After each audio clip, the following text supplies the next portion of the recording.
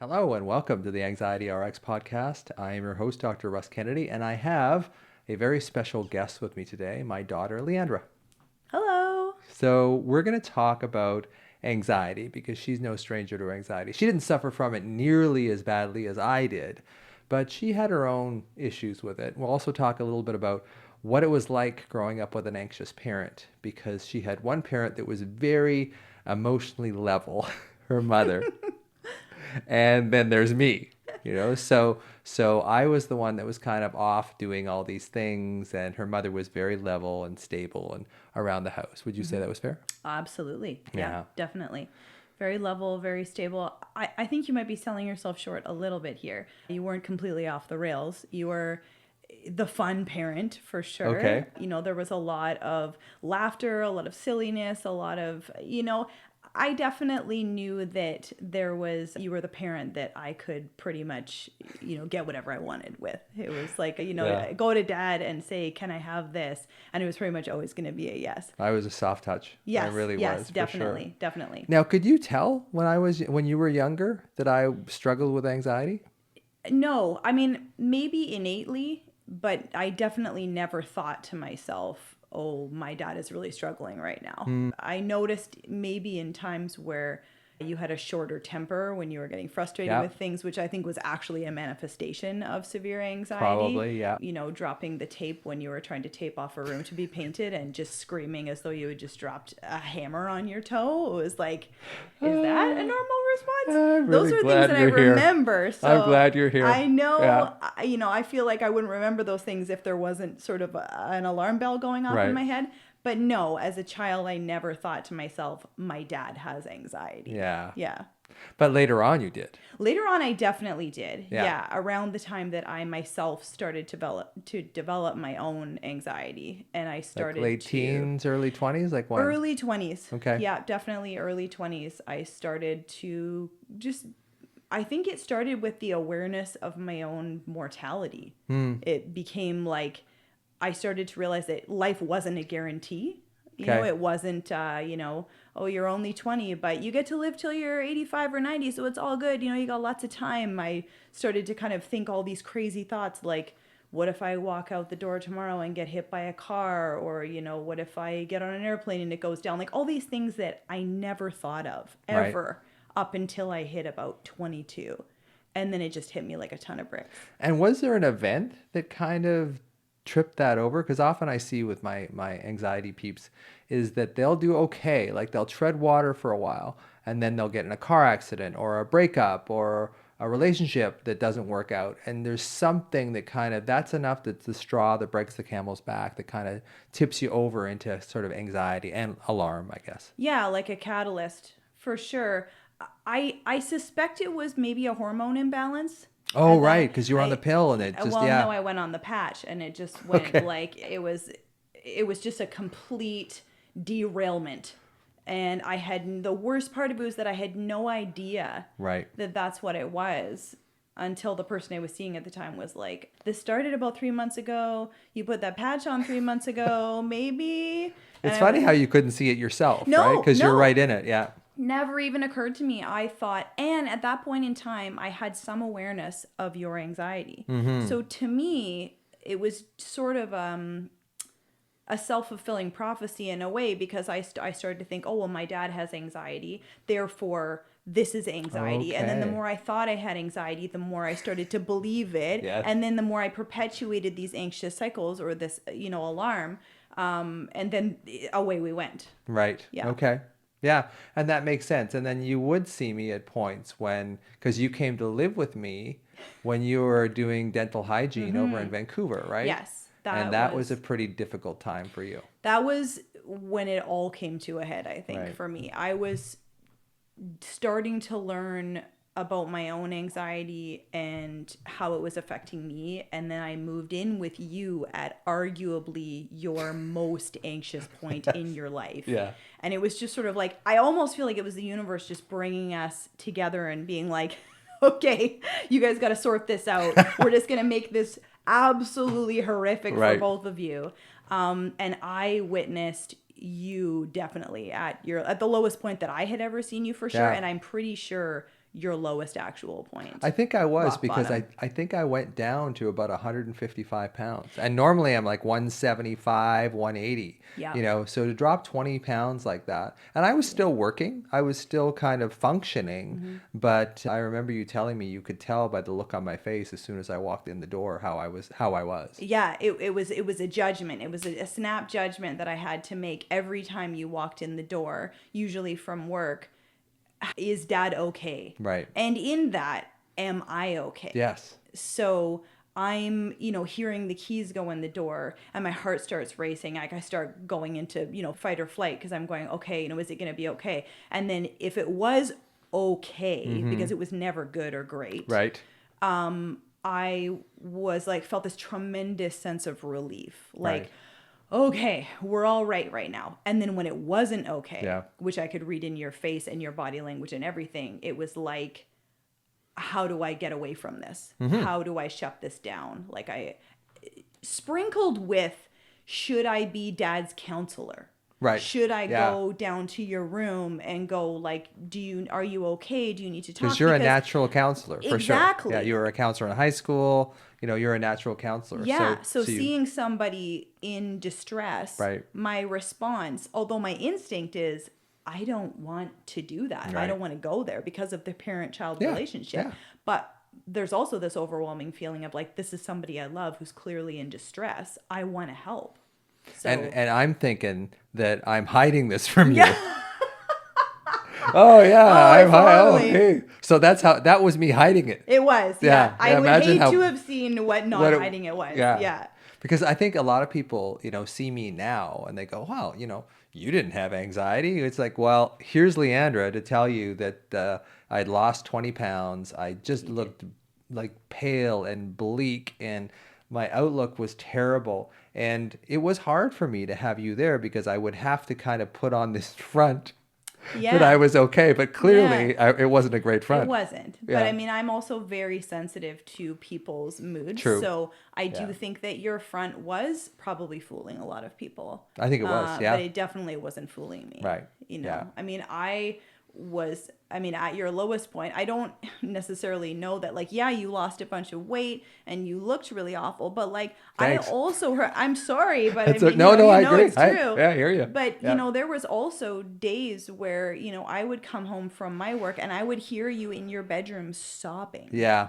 Yeah. Like, I So- mean, that was, I had never in my life heard you cry. Right. And to come home and hear that, I mean, I can't even explain how jarring that and terrifying and upsetting. And I mean, it was really, you didn't just look like you had been through a storm. Yeah. Like it was more than that. No. It was a lot more than that.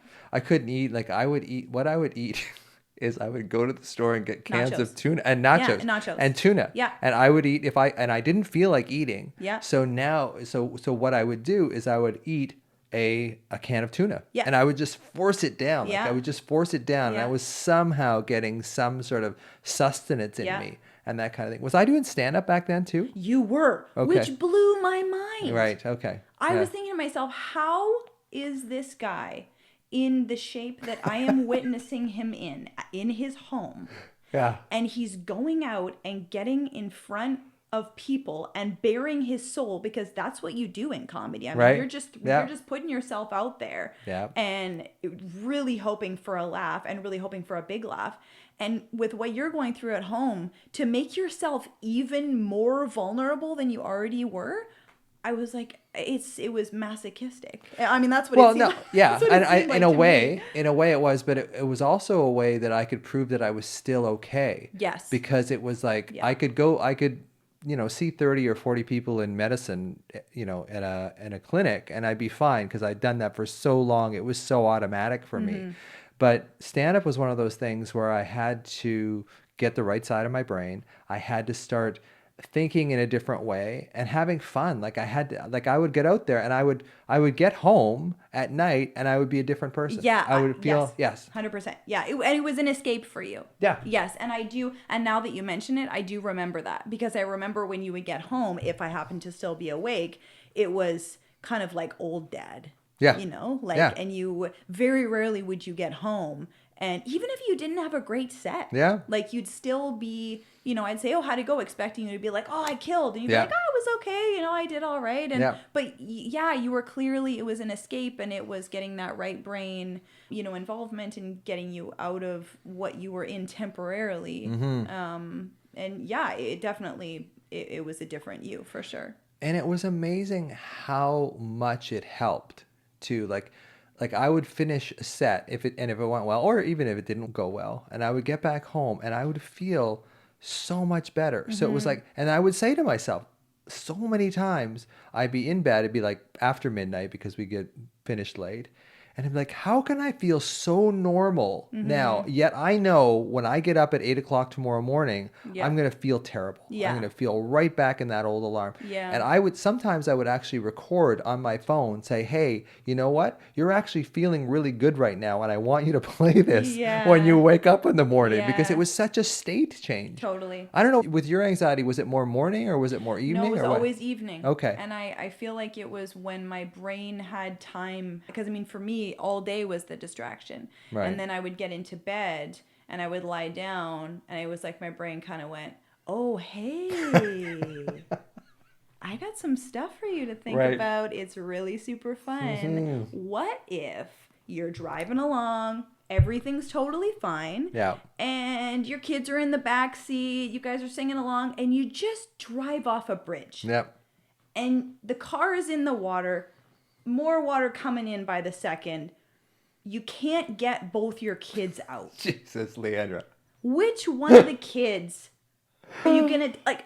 But this is anxiety. This is what it does to you, right? Like it paralyzes that prefrontal cortex. It paralyzes the part of your brain that would say, hey, Yeah. this is stupidly ridiculous. Yeah. Why are But you doing this? Not only do you make more fear when you're in this stage, but the part of your brain that would tell you, hey, this is actually ridiculous right now, has been shut off. So not Yeah. only do you A, make more threats, but B, you believe those threats. Exactly. And then when you believe those threats, of course, you make more alarm and that Yeah. kind of stuff. Yeah. So what were kind of some of the things that you've done over the years to help you with your anxiety, whether they came from me or not, although I hope they came from me?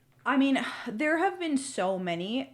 I would say the biggest one for me was, am I safe in this moment? You've told me that. I've That told that was- people. I've told that to people Which on is podcasts incredible. before. And honestly, I've shared that with a lot of people, and Mm-hmm. that is the thing that I've shared that has helped the most people, I think, because it really just there's nothing complicated about it. All it is one question. And if your brain tries to ask another question or a yeah, but, you derail it. Am I safe in this moment?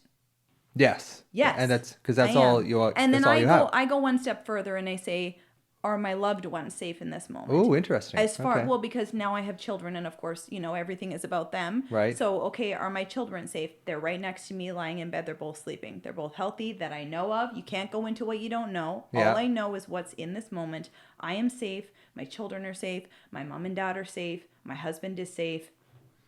Yeah. Like that's as far as you can go. And I know it sounds overly simplistic, but for me, it was a deal breaker. It was a huge thing for me. It was something really simple because I didn't want the complicated stuff.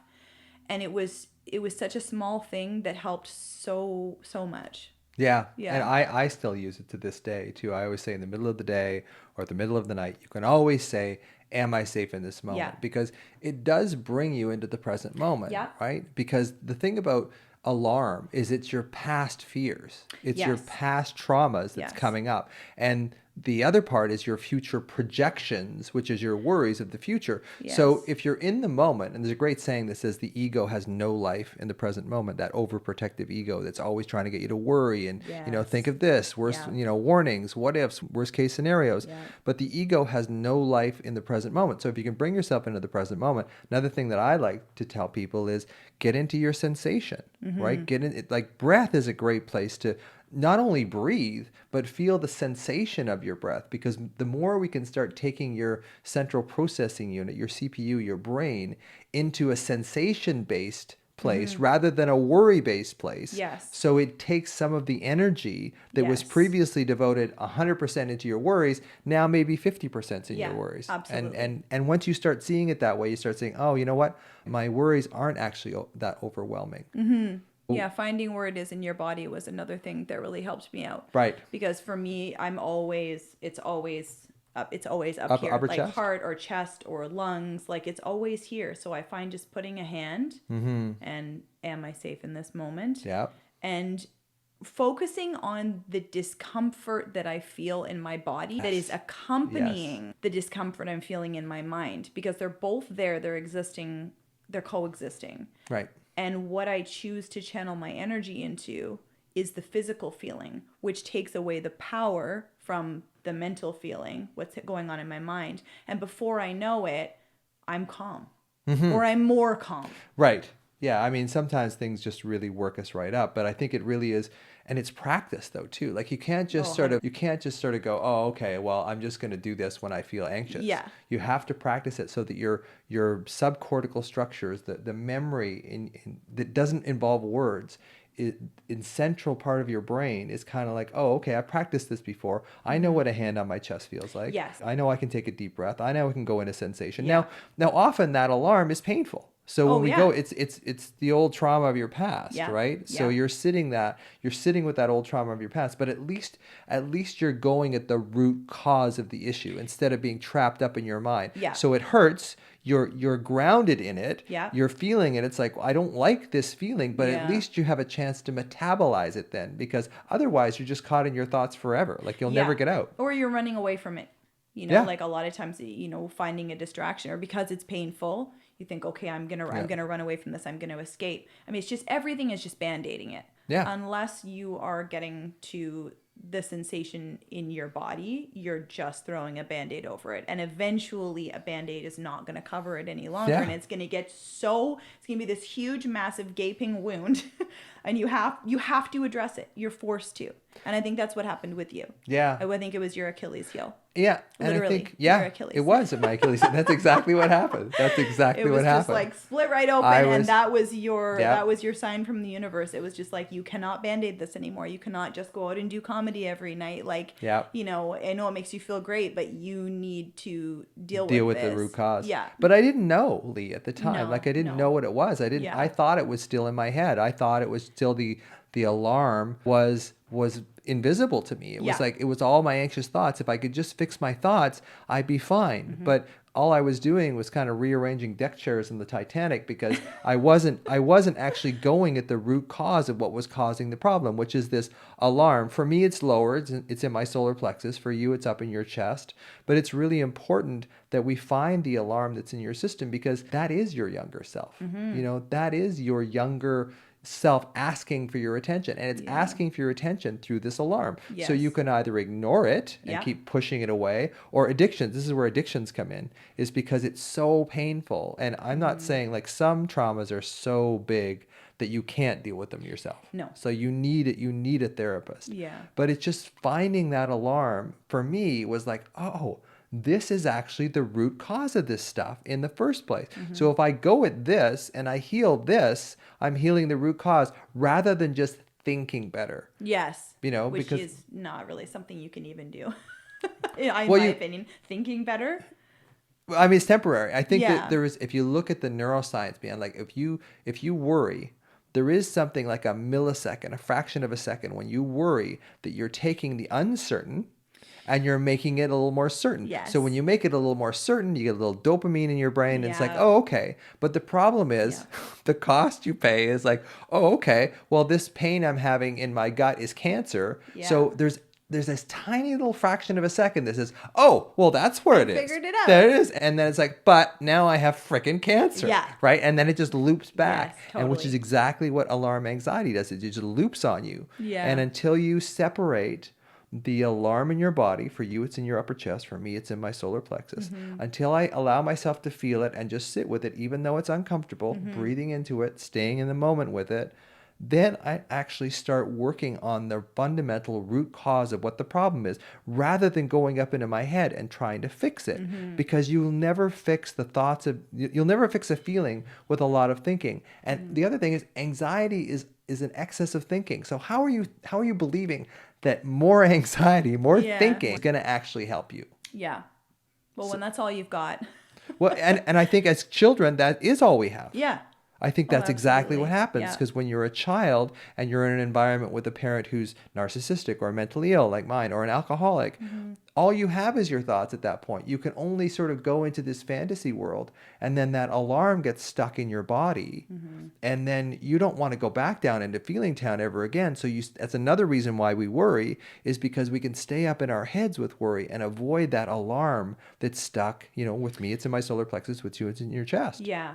And it's also a much more familiar thing to people even beyond childhood. Like it's a familiar thing Right. to think yourself out of something. I mean, that's what we do to solve all of our Yeah. problems. We hypothesize, we figure out what we think is the matter, and we execute our solution, right? So why would we not, we've Why got would this we alarm. not do Why that? would we not do Yeah, that, right? I exactly. mean, that's how we do everything. So it is kind of, when you think about it, to so many people, a very foreign concept, feeling something in your body Mm-hmm. and feeling that rather than trying to use your mind. It's also a very Western philosophy, Right. That's And I true. think because there's such a divide between, Eastern and Western, especially in terms of medicine, people Mm-hmm. don't tend to think that the best way to use them is to actually have them coexist rather than all Western or all Eastern. Right. Yeah. So, and Western is very much like, well, we're going to think about this. You're going to go in, you're going to see the doctor, You're you're gonna going to get a tell them what's wrong, medication. you're going to get a Yeah. prescription, you're going to go fill it, you're going to take Yeah. it, and you're going to be better. Or the eastern side is, okay, well, just breathe, just Yes. sit there, just be there, be with the pain, be with the moment, which is okay, but sometimes the pain is just excruciating and And overwhelming. and So that's we need both. also Yeah. and that's also a very foreign concept to a lot of people. A lot of people look at that and they go, "I'm not going to do that. I've been taking prescriptions my whole life. Yeah. This is clearly." So it devalidates it in a way. So and then it becomes even more foreign. So yes, absolutely, both of them together. But circling back to what's really helped me, just one Yeah, other sure. thing, and I don't know, how huge this is, but or how revelatory it is. But another thing that you told me a long time ago was, because I tend to do the what ifs, I go down the what if Yes. river. And you The said what to if me, river. the I what like if that. river, I like and you that. always say to me, it sounds like you need more information. Right. Because what I'm doing is I'm going, okay, well, this has happened. And then, well, what do I do if then subsequently that happens, or then, or subsequently that happens? Yeah. And the bottom line is, I don't know. Yeah. Because I need more information. And it's a really lovely way to just slap a piece of duct tape over your brain's mouth. Mm-hmm. Like, just say, we literally cannot do anything more about this because we don't have any more information. You need input to decide what your next move is. And we don't have that input, so we have to just be in the moment and wait until we do have it. And while we're in the moment, we ask ourselves if we're safe. Yes, I am. Great. I'm safe now. I'm going to wait for more information, and I'm going to go to sleep. And it's practice though too. It's practice, because I've Totally. said this before. I said, look, if what are we now? April. So if I say, hey, 1st of August, I'm going to take you to the basketball court and I'm going to give you 10 free throws. And if Yeah. you make 2 of them, I'm going to give you $5 million, Leandra. Not Yeah. that I have $5 million yet, but I hope one day that I will to give you, and that kind of thing. It's like, you're not going to start practicing basketball the day before you have this thing. No, You're going to you're gonna start start that doing it day. every day. Yeah. So it's really getting into, okay, where is my alarm? And I'm creating a program for this exact same thing right now that's got a yoga nidra in it, and it's got a meditation to help you find your alarm, so you don't have to worry about all this stuff.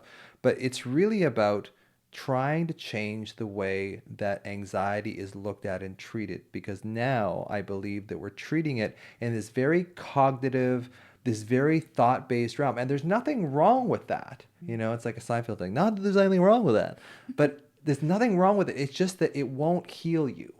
To heal you, you have to go back and find that alarm, which is your younger self. And I know that sounds pretty airy and out there, but it's finding that younger version of yourself and showing them that they're seen, heard, loved, and protected. And in a way now that they didn't get back then. Because when I was a child, I didn't have that feeling of being seen, heard, loved, and protected. My mother was fairly connected at the time, but she was the breadwinner. She worked all the time. My dad could be just crazy nuts, but he could also be loving and caring and playful and gentle. And I one of my sadness is that Leandra, you got to meet him once or twice. I mean, you got to meet him before you were one, because he died when you were just before your first birthday. So it was, he was a very caring, loving person, and really smart, like really, really intelligent. So that was one of the sad things about, here's the weird thing, the phone, remember the phone story? No. My dad gave Leandra this little phone. Oh my gosh, I can't believe you're about to start talking about this, because my kids were playing with that phone this morning. Really? Okay. And we were talking about how insane it was because the battery was still going when I pulled it out of my toy mementos box. I'm sorry to interrupt you. No, but no, I just had to say great. before you started talking, that's so crazy. But sorry, go ahead about the phone story. So basically, so he died, and then every once in a while, Leandra would pick up that phone, and 3 years later, that thing was still I'm sure it was just really good. 5 years later. Oh, really? Okay. It's still on the same battery. 35 years. 2 years ago, we replaced the battery. Mom actually wrote the company a letter because it was a Duracell battery. Okay. And it was literally a 35-year battery. Either that or it was him. Magic. It was magic. So it's one of those things that I think, before we close out, it's just our interactions with our parents and our interactions with our children are so important. And it's so important to have them on a feeling level. Find the alarm in your child. Like when your child feels anxious, where do you feel that, honey? Where do you feel that in your body? Is it in your throat? Is it in your... And then put your hand over it and connect with it. And touch is so important to the developing brain. It's so massively important. So with this one, I wanted to talk about parents and children and just the guilt that we go through, because I went through such guilt when I, saw that you started developing anxiety around 21. It's like, I tried to hide this, not that well, apparently, but I tried to hide this from her. And I think, she's very intuitive to start with. So I'm sure she felt it on some level and that kind of thing. And then there's that impotence, what do you feel? Like I'm dealing that with Grams right now with Leandra's grandmother and my mother, is that there's this impotence. Like, I don't know what to do. Yeah. We're in this sort of, and I think there's just that place of there's not enough information. I have to just sort of find this alarm in my system. Am I safe in this moment? Can I stay in the present moment without getting fired into my projected worries and back into my traumatic past? Can I stay in the moment and just be okay with that, even if it's uncomfortable? Mm-hmm. Yep. And Absolutely. I think that's kind of where we're at. Yep.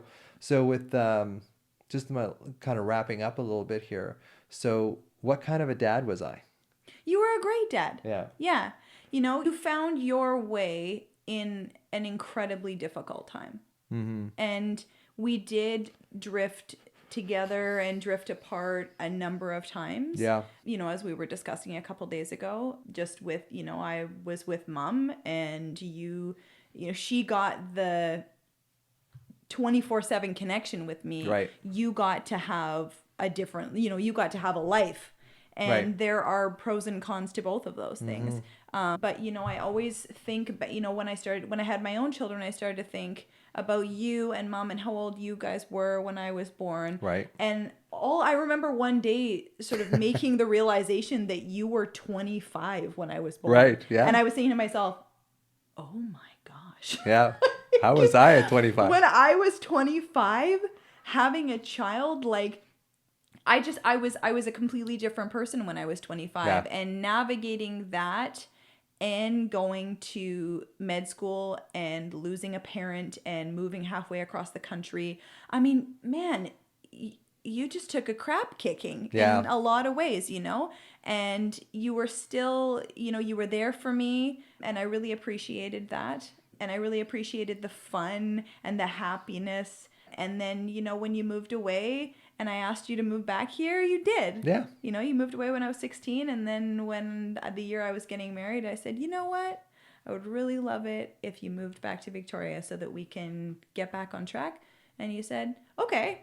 That's what I did. I was like, all right. And that's what you did. And it was fabulous. Yeah. So it's been really nice. And like I said, it's really hard when you have a child who's suffering. And I'm sure it's really hard when you have a parent who's suffering, Definitely right? is. Yeah. I don't know which is harder in a way, because your parent is the person that you really rely on. And I know with my father being so mentally ill, like I couldn't rely on him, and it was such a horrible, horrible pain to Yeah. deal with, and I guess we just do the best with what we have. So I guess it's been great chatting with you. I knew it would be because You Leandra has guess the it's gift. been great Oh, chatting with okay, me?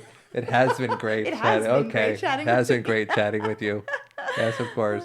Well, Leandra's very it's good at sort of catching me out on things, so it's like okay, yes, it's been great. it's It's been been really very great. lovely to be Yeah, your very first podcast yeah, guest and to be on a podcast. This is yeah. my very first podcast ever too. And So you're a natural, like I've always said. You've got that gift of the gab. So I guess what we're saying is, am I safe in this moment? Like yes. just to wrap it up, like Yep. that's one of the biggest things Am I for safe in this you. moment for It sure? is for me Yeah. too. Finding the alarm in your body, and I Yeah. am creating a program that's coming out in May that will tell you how to do this. There's a yoga nidra, there's a guided meditation that will really help you understand how this all comes together, and just really being connected, like my connection with Leander, my connection with my family, my connection with my dogs, that helps metabolize some of this alarm. All anxiety is separation anxiety, and it's almost always separation from yourself. And when you separate from yourself, it's impossible for you to be connected to other people. So I know with Lee, she would say you lose your sense of humor. Like when you get anxious, you lose your sense of humor. So she has this barometer on me. Like if I'm not cracking jokes or being silly or being happy, she knows that I'm struggling at that point, even though I can hide it some other ways, although maybe I'm not that great at it. But one of the things that I think I really have cherished about Leandra is that she's so intuitive. I'm intuitive too, but she's very intuitive. She knows what's going on and she can call it out. So that's why I love getting her perspective on this, how what she's learned from my book, what she's learned from her own life dealing with anxiety and just moving past it. Is there anything you want to wrap this up with? No, I think you covered everything. Yeah. Or I think I covered everything. We both We covered both covered everything. everything. Yeah. Okay. Yeah. Okay. I love you, Lee. I love you too, Dad. And I'll see you next time on the Anxiety RX podcast.